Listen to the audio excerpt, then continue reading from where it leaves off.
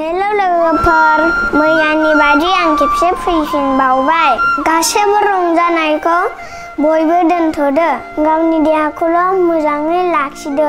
बे भाइरासनिफ्राय बारग'बा बेफोर गासैबो जाफिनजोबगोन। बिनिखायनो जेब्लाबो न'आव थाबाय था, आखाइखौ सुबाय थानो दाबाव, मास्कखौबो गानबाय था। आंनि आइ आफायाबो आखाइ सुबाय थायो, मास्कखौबो गानो। बिनिखायनो stay safe, stay home.